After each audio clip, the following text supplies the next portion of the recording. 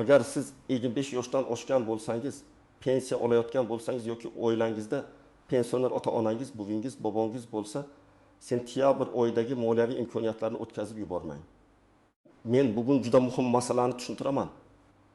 Ko'pchilik pensionerlar pul olish huquqiga ega bo'lsa ham hujjat topshirmagani, savol bermagani yoki o'z pensiyasini tekshirtirmagani uchun qo'shimcha mablag'dan bexabar qoladi. Bu ma'lumot har bir oilaga tegishli. Chunki pensiya, nafaqa, kompensatsiya, qayta hisob-kitob va mahalla orqali beriladigan yordamlar aynan shunday mayda ko'ringan, lekin amalda katta foyda beradigan masalalardan iborat. Videoni oxirigacha ko'ring. Chunki men kimlar xavotir olishi kerak, kimlar xotirjam bo'lishi mumkin, qaysi hujjatlar kerak, qayerga murojaat qilish kerak va qanday xatolardan saqlanish kerakligini birma-bir tushuntiraman. Hozirning o'zida kanalga obuna bo'ling, like bosing, chunki bu kabi moliyaviy yangiliklar va pensiya bo'yicha tushuntirishlarni vaqtida bilish ko'p pulni saqlab qoladi. Men ko'p yillik kuzatuvimdan shuni aytaman. Pensionerlar orasida eng katta muammo pul yo'qligida emas, balki mavjud huquqlardan vaqtida foydalanmaslikda. Odamlar ko'pincha shunday o'ylaydi. Pensiyam tayinlangan, endi har oy qancha tushsa shuni olaman. Boshqa hech narsa o'zgarmaydi. Aslida esa bunday emas. Pensiya miqdori hayot davomida bir necha marta qayta ko'rib chiqilishi mumkin. Ish staji aniqlanishi, arxivdan ma'lumot topilishi, ish haqi bo'yicha hujjatlar qo'shilishi, imtiyozli toifaga kirish tasdiqlanishi, qaramoqda bo'lgan shaxslar bo'yicha holat o'zgarishi mumkin. Oldin ko'p ishlar faqat qog'oz hujjat bilan yurardi. Pensioner arxiv yurardi. Eski ish joyi yopilgan bo'lsa, ma'lumot topish qiyin bo'lardi. Ba'zida odam o'tgan yil ishlagan, lekin pensiya hisobida 24 yil ko'rsatilgan bo'lardi. Sababi oddiy bir nechta yil hujjatda tasdiqlanmagan. Natijada har oy pensiya ozroq chiqadi. Bir oyda ozgina farq sezilmasligi mumkin, lekin 1 yil, 5 yil, 10 yil davomida bu juda katta pulga aylanadi. Hozir esa vaziyat o'zgaryapti. Davlat xizmatlari, elektron bazalar, mahalla tizimi, bank kartalar orqali to'lovlar, ijtimoiy himoya organlari orqali manzilli yordamlar ancha tartibga tushmoqda. Bu yaxshi tomoni. Lekin shu bilan birga yangi talab ham paydo bo'ldi. Pensioner yoki uning farzandlari faol bo'lishi kerak.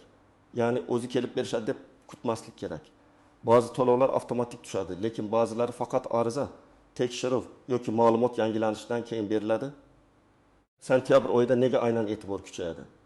Chunki bu oyda ko'p oilalarda xarajat ko'payadi. Nevaralar maktabga boradi. Dori-darmon xarajatlari kuzda ortadi. Kommunal to'lovlar mavsumi yaqinlashadi. Qish oldidan uy joyini tayyorlash kerak bo'ladi. Shuning uchun pensionerlar uchun har qanday qo'shimcha pul, kompensatsiya yoki qayta hisob-kitob juda muhim. Men bu mavzuni moliya kutilmagan sovg'a deb atayapman. Lekin bu lotereya emas. Bu sizning o'z huquqingiz bo'lishi mumkin.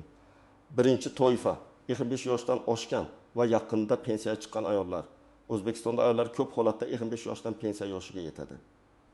Lekin pensiya tayinlanganda hamma yillar to'liq hisobga olinganmi? Bu alohida savol. Masalan, ayol kishi 1980 yildan 2005 yilgacha zavodda ishlagan. Keyin 2006 yildan 2010 yilgacha maktabda texnik xodim bo'lgan. Keyin sog'ligi sabab uyda qolgan. Pensiya tayinlashda zavoddagi ayrim yillar arxivda ko'rinmasa, staj kamayib ketishi mumkin. Agar keyinchalik arxiv ma'lumoti topilsa, pensiya qayta hisoblanishi ehtimoli bor. Mana shunday holatda sentyabr oyida borib tekshirtirish juda foydali bo'lishi mumkin. Ikkinchi toifa, pensiya olayotib ham ishlagan yoki hozir ham ishlayotgan pensionerlar. Ko'pchilik buni bilmaydi. Pensiya tayinlanganidan keyin ham odam ishlashda davom etsa, ayrim hollarda uning ish faoliyati, sug'urta badallari yoki rasmiy daromadlari keyingi hisob-kitoblarga ta'sir qilishi mumkin. Har bir holatda qo'yda alohida ko'riladi. Shuning uchun men hammaga bir xil albatta oshadi deb aytmayman, lekin tekshirtirish kerak. Masalan, 6 yoshli erkak pensiyaga chiqqandan keyin qorovul bo'lib, yana 30 yil rasmiy ishladi. Agar bu davr bazalarida aks etgan bo'lsa, u pensiya bo'limidan mening ishlagan davrim hisobga olinganmi deb so'rash kerak. Ba'zan javob ha, hammasi joyida bo'ladi. Ba'zan esa kichik kamchilik chiqadi. Ana shu kichik kamchilik har oy 20 ming, 100 ming yoki undan ko'proq farq berishi mumkin. Raqamni men aniq va'da sifatida emas, tushuntirish uchun keltiryapman, chunki hamma hisob individual bo'ladi. Uchinchi toifa. Nogironligi bor pensionerlar yoki sog'ligi yomonlashgan keksalar. Agar odam oddiy yoshga doir pensiya olayotgan bo'lsa-yu, keyin sog'ligi jiddiy yomonlashsa, tibbiy mehnat ekspertiza masalasi, nogironlik guruhi, parvarish, dori-darmon, reabilitatsiya vositalari bo'yicha alohida imkoniyatlar paydo bo'lishi mumkin. Ko'pincha oilalar baribir foydasi yo'q deb yuraveradi. Aslida har bir hujjatlashtirilgan holat ijtimoiy himoya tizimida ko'rinadi. Masalan, 7 yoshli ayol insultdan keyin yurish qiyinlashgan. U faqat pensiya olyapti. Farzandlari uni poliklinikaga olib borib, shifokor xulosalarini tartibga solsa, keyingi bosqichda ayrim ijtimoiy yordamlar, reabilitatsiya vositalari yoki parvarishga oid masalalar ko'rib chiqilishi mumkin. Bu ham pulga teng yordam. 4-toifa yolg'iz yashaydigan pensionerlar. Bu juda muhim. Agar kishi yolg'iz yashasa, doimiy daromadi faqat pensiya bo'lsa, uyida mehnatga layoqatli farzandlar ro'yxatda bo'lmasa yoki farzandlari boshqa joyda yashasa, mahalla va ijtimoiy himoya organlari orqali manzilli yordam masalasi ko'rilishi mumkin. Sentyabrda bunday murojaat qilish ayniqsa dolzarb, chunki qish oldidan ko'mir, gaz, elektr, dori-darmon, oziq-ovqat masalasi og'irlashadi. Men amaliyotda shunday holatlarni ko'p ko'rganman. Pensioner men hech kimdan so'ramayman deb uyda o'tiradi, lekin qo'shnisi yoki farzandi mahallaga murojaat qilgach, unga zarur yordam shakllari tushuntiriladi. 5-toifa bank kartasi orqali pensiya oladiganlar. Hozir ko'plab pensionerlar pensiyasini karta orqali oladi. Bu qulay, lekin xavf ham bor. Karta ishlatishni bilmagan odam firibgarlarga aldanishi mumkin. Lekin yaxshi tomoni ham bor. Ayrim banklarda pensionerlar uchun alohida qulayliklar, naqd yechish, SMS xabarnoma, omonat foizlari, kommunal to'lovlarni ilova orqali to'lash, ba'zida aksiyalar bo'lishi mumkin. Men bu yerda har bir bank nomidan va'da bermayman. Lekin pensioner o'z bankiga borib, pensionerlar uchun qanday imtiyozli xizmatlar bor? Kartamda SMS xabarnoma yo'qilganmi? Menga keraksiz pullik xizmat ulanmaganmi? deb so'rashi shart. Ba'zan odam har oy sezmagan holda 5000, 10000, 25000 so'm xizmat haqi to'lab yuradi. Yiliga bu ham pul. Kimlar xavotir olmasligi mumkin? Agar siz pensiyangiz yaqinda tayinlangan bo'lsa, barcha ish stajingiz elektron bazada to'liq ko'rinsa, hujjatlar tekshirilgan bo'lsa, qo'shimcha imtiyozli toifaga kirmasangiz, sog'liq, oilaviy ahvol, yashash joyi bo'yicha o'zgarish bo'lmasa, ehtimol katta qayta hisob-kitob chiqmasligi mumkin. Lekin men baribir yiliga kamida bir marta o'z pensiya ishingiz bo'yicha ma'lumotni tekshirtirishni maslahat beraman. Chunki xotirjamlik ham hujjat bilan yaxshi. Birinchi misol. 26 yoshli ayol pensiyaga chiqqan. U 27 yil ishlagan deb o'ylaydi. Pensiya tayinlanganda esa tizimda 22 yil tasdiqlangan. Nega? Chunki 1990 yillardagi 5 yillik ish joyi bo'yicha arxiv ma'lumoti topshirilmagan. Ayol buni sezmaydi. Faqat pensiyam kam chiqdi deydi. Agar u pensiya bo'limiga borib, pensiya ishining nusxasini yoki hisobda qaysi yillar olinganini so'rasa, kamchilik aniqlanadi. Keyin arxivga so'rov beriladi. Mehnat daftarchasi, buyruq nusxalari, ish haqi ma'lumotlari yig'iladi. Natijada staj tasdiqlansa, pensiya qayta ko'rib chiqilishi mumkin. Bu sentyabrdagi eng real sovg'a. Siz ilgari olmagan huquqingizni tiklaysiz. Ikkinchi misol. 63 yoshli erkak pensiya oladi, lekin 2 yil davomida rasmiy ravishda bog'bon bo'lib ishlagan. U pensiyaga chiqqanman, endi bu ishlarim ahamiyatsiz deb o'ylaydi. Aslida u pensiya jamg'armasi bo'limiga borib, shu ishlagan davrlari tizimda bor yo'qligini tekshirtiradi. Agar ish beruvchi hammasini to'g'ri topshirgan bo'lsa, yaxshi. Agar ma'lumotlarda xato bo'lsa, vaqtida tuzatish mumkin. Ertaga ish joyi yopilib ketsa, hujjat topish qiyinlashadi. 3-misol. 7 yoshli yolg'iz pensioner uyida yashaydi. Pensiyasi oziq-ovqat va doriga ketadi. Kommunal qarz yig'ilib qolgan. U hech qayerga murojaat qilmagan, farzandlari boshqa viloyatda. Bunday vaziyatda mahalla raisi yordamchisi ijtimoiy xodim yoki inson ijtimoiy xizmatlar markaziga murojaat qilinadi. U yerda oilaviy holat, daromad, yashash sharoiti o'rganilishi mumkin. Manzilli yordam har doim ham bir xil bo'lmaydi. Ba'zida moddiy yordam, ba'zida oziq-ovqat, ba'zida dori-darmonga ko'mak, ba'zida ijtimoiy xizmat bo'lishi mumkin. Muhim odam ko'rinishi kerak. Tizim sizni bilmasa, yordam masalasi ham ko'rilmay qoladi. 4-misol. Pensioni ayol bank kartasidan foydalanadi. Unga telefon qilib, pensionerlar uchun sentyabrda bonus bor. Kartangiz raqamini va SMS kodini ayting deyishadi. U ishonib kodni aytsa, kartadagi pul ketishi mumkin.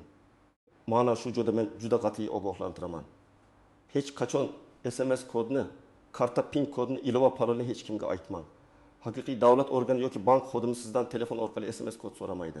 Agar sovg'a, kompensatsiya, qo'shimcha pensiya deyishsa ham avval bankning rasmiy raqamiga yoki mahallaga murojaat qiling.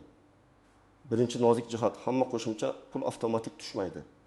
Odamlar ko'pincha agar menga tegishli bo'lsa, o'zlar berishadi deb o'ylaydi. Ba'zi indeksatsiyalar yoki umumiy oshirishlar avtomatik bo'lishi mumkin. Lekin stajni qayta tiklash, arxiv hujjatini qo'shish, nogironlik holatini rasmiylashtirish, yolg'iz yashash holatini tasdiqlash, manzilli yordam so'rash kabi masalalarda ariza va hujjat kerak bo'ladi. Ya'ni siz faol bo'lmasangiz imkoniyat o'tib ketadi. Ikkinchi nozik jihat, og'zaki gapga ishonmang. Yozma javob oling. Masalan, siz pensiya bo'limiga bordingiz. Xodim sizga hech narsa chiqmaydi dedi. Balki rostdir, balki u shoshilib aytgandir. Agar sizda aniq savol bo'lsa, yozma ariza bering.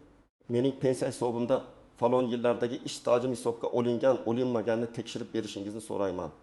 Yozma arizaga yozma javob bo'ladi. Yozma javob keyingi bosqichlarda juda muhim. Uchinchi nozik jihat. Mehnat daftarchasidagi yozuv yetarli bo'lmasligi mumkin. Ayniqsa eski davrdagi korxonalar, kolxoz, sovxoz, zavod, kichik tashkilotlar bo'yicha ba'zida qo'shimcha arxiv tasdiqlari kerak bo'ladi. Mehnat daftarchasida muhr xira bo'lsa, sana noto'g'ri yozilgan bo'lsa, tashkilot nomi o'zgargan bo'lsa, pensiya hisobida muammo chiqishi mumkin. Bunday paytda asabiylashmasdan arxiv so'rovi, guvohnoma, buyruq nusxasi, ish haqi ma'lumoti kabi hujjatlar izlanadi. To'rtinchi nozik jihat. Ro'yxatda turadiganlar va aslida yashaydiganlar masalasi. Manzilli yordam ko'rib chiqilganda ba'zida uyda kimlar ro'yxatda turishi, kimlar daromad olishi, kimlar amalda yashash o'rganiladi. Masalan, pensioner yolg'iz yashaydi, lekin uyida 2 nafar katta yoshli farzandi ro'yxatda turadi. Ular aslida boshqa shaharda ishlaydi.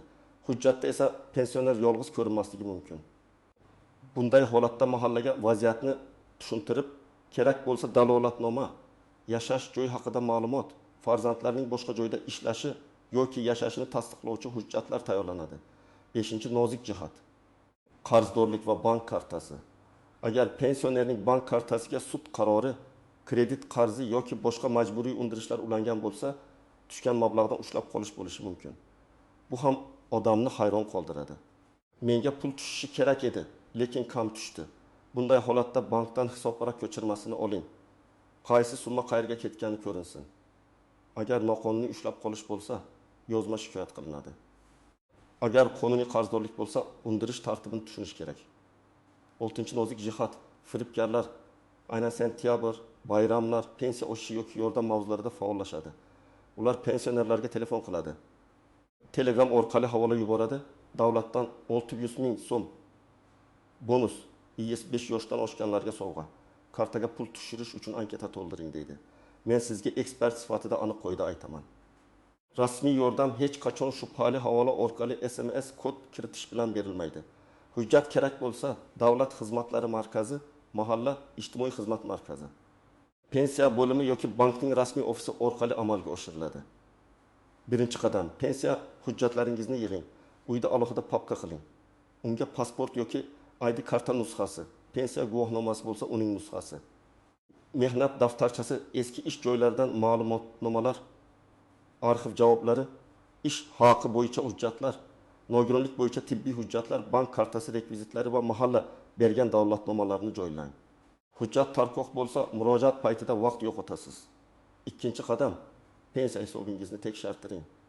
Tuman yoki shahar pensiya jamg'armasi bo'limiga boring yoki yaqinlaringiz yordamida rasmiy elektron xizmatlardan foydalaning. Savolni aniq bering. Mening pensiyamni hisoblashda nechta yil ish staji olingan? Qaysi yillar hisobga kirmagan? Agar kirmagan bo'lsa, qaysi hujjat kerak? Xodimdan umumiy javob emas, aniq yillar bo'yicha tushuntirish so'rang. 3-qadam, agar eski ish joylaringiz bo'lsa, arxiv bo'yicha so'rov tayyorlang. Arizaga ish joyi nomi, taxminiy ishlagan yillar, lavozim, tashkilot joylashgan manzil, avvalgi nomi, agar esingizda bo'lsa, rahbar yoki bo'lim nomlarini yozing. Masalan, men 1992 yildan 1997 yilgacha falon tikuv fabrikasida tikuvchi bo'lib ishlaganman. Shu davr ish tajim va ish aqim bo'yicha arxiv ma'lumotini berishingizni so'rayman. Qancha aniq yozsangiz, hujjat topilishi shuncha oson bo'ladi. 4-qadam mahallaga boring va ijtimoiy holatingizni tushuntiring. Ayniqsa yolg'on xarajati ko'p bo'lsa, kommunal to'lovlarga qiynalsangiz. Uyda nogironlik holati bo'lsa, yashirmang. Menga nima tegishli deb so'rash uyat emas. Siz bir umr ishlagan, jamiyatga hissa qo'shgan odamsiz. Manzilli yordam aynan ehtiyojmand odamni aniqlash uchun bor. 5-qadam. Bank kartangizni tekshirtiring. Bankka boring va 3 savol bering. Birinchi savol: kartamga qanday pullik xizmatlar ulangan? Ikkinchi savol: pensiyam tushganda komissiya yoki ushlab qolish bormi? Uchinchi savol: firibgarlikdan himoya qilish uchun nima qilishim kerak? Agar smartfon ishlatsangiz, faqat rasmiy bank ilovasini o'rnating. Agar ishlatmasangiz, SMS xabarnomani to'g'ri raqamga ulatib qo'ying. Telefon raqamingiz almashtirilgan bo'lsa, bankda yangilang. 6-qadam. Har bir murojaatdan nusxa saqlang. Ariza bersangiz, uning kirim raqamini oling. Elektron murojaat qilsangiz, screenshot yoki ro'yxatga olingan raqamni saqlang. Og'zaki gap ertaga esdan chiqadi, lekin hujjat qoladi. Agar javob kechiksa, aynan shu raqam bilan qayta so'raysiz. 7-qadammi? Farzandlar va nevaralar pensioner qarindoshlarga yordam bersin. Men yosh tomoshabinlarga alohida murojaat qilaman. Ota-onangiz yoki buyingiz, bobongiz pensiya masalasini tushunmasligi mumkin. Ular telefon firibgarlaridan qo'rqmasligi yoki aksincha ishonuvchan bo'lishi mumkin. Bir kun vaqt ajrating. Hujjatlarni tartibga soling, bank kartasini tekshiring, pensiya hisobini ko'rib bering. Bu ularga beriladigan eng yaxshi yordam. 8-qadam. Shubhali xabarlarni tekshiring. Agar sentyabrda barcha 55 yoshdan oshganlarga pul beriladi degan xabar kelsa, darrov ishonmang. Avval rasmiy manbadan tekshiring. Mahalla pensiya bo'limi, bankning rasmiy telefoni, davlat xizmatlari markazi. Agar xabarda havola bo'lsa va karta ma'lumotlari so'ralsa, bu juda katta xavf belgisi. Demak, sentyabr oyida 55 yoshdan oshgan pensionerlar uchun yoqimli moliyaviy imkoniyat bo'lishi mumkin. Lekin uni qo'lga kiritish uchun befarq o'tirmaslik kerak. Eng muhim yo'nalishlar pensiya hisobini tekshirtirish, yetishmayotgan stajni arxiv orqali tasdiqlash, sog'lik yoki nogironlik bo'yicha hujjatlarni tartibga solish, yolg'iz yoki ehtiyojmand pensioner sifatida mahallaga murojaat qilish, bank kartasini firibgarlardan himoya qilish va keraksiz xarajatlarni o'chirish. Men sizga va'da sotmayapman, men sizga yo'l ko'rsatyapman. Har bir pensionerning holati alohida. Kimdadir pensiya qayta hisoblanishi mumkin. Kimdadir manzilli yordam chiqishi mumkin. Kimdadir faqat hujjatdagi xato tuzatiladi. Kimdadir esa firibgarlikning oldi olinadi. Lekin bularning har biri pulingizni saqlash yoki qo'shimcha mablag' olish degani. Agar sizda shunday tajriba bo'lgan bo'lsa, izohlarda yozing. Pensiyangizni tekshirtirganmisiz? Arxivdan hujjat topganmisiz? Mahalla orqali yordam olganmisiz? Boshqa pensionerlar ham sizning tajribangizdan foyda oladi. Videoga like bosing, kanalga obuna bo'ling va bu videoni ota-onangiz, buvingiz, bobongiz yoki 55 yoshdan oshgan tanishlaringizga yuboring. Chunki vaqtida aytilgan bitta maslahat butun oy. Ba'zida esa butun yil byudjetini yengillashtirishi mumkin.